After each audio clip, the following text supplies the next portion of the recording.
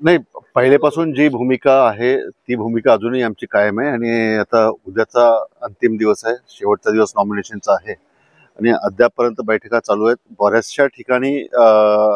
महाविकास आघाडी म्हणून लढण्यामध्ये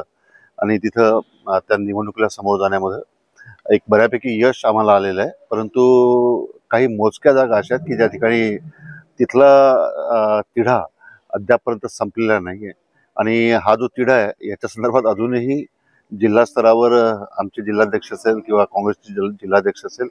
सेनेचे असेल, या सर्वांचा प्रयत्न त्या निमित्तानं चालू आहे आणि मला तरी असं वाटतं की बहुतांश ठिकाणी युती आमची होईलच आणि यदा कदाचित फार जास्त कॉम्प्लिकेटेड काही जागा असल्या आणि जिथं फारच जास्त अडचण असेल अशा ठिकाणी युती कायम ठेवून मैत्रीपूर्ण लढत काही मोजक्या जागेंवर जर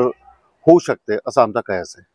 रात्र बाकी आणि उद्याचा दिवस पूर्ण आहे, उद्याचा पूर्ण 3 वाजेपर्यंत आहे आणि त्याच्यामुळं निश्चितच ज्या मोजक्या जागेंवर तिढा कायम आहे, हा तिढा शक्य झालं तर आज चर्चेंती संपवण्याचा आमचा पूर्ण प्रयत्न आहे आणि जर नाहीच झालं तर युती कायम ठेवून ज्या ठिकाणी तिढा संपला नाही एखाद्या मोजक्या 1-2 सीटचा त्या ठिकाणी मैत्रीपूर्ण लढत करण्याचा सुद्धा विचार आम्ही त्या निमित्तानं करू. आता जवळपास जिल्ह्यामध्ये 3 ठिकाणी राष्ट्रवादीचा दावा आहे.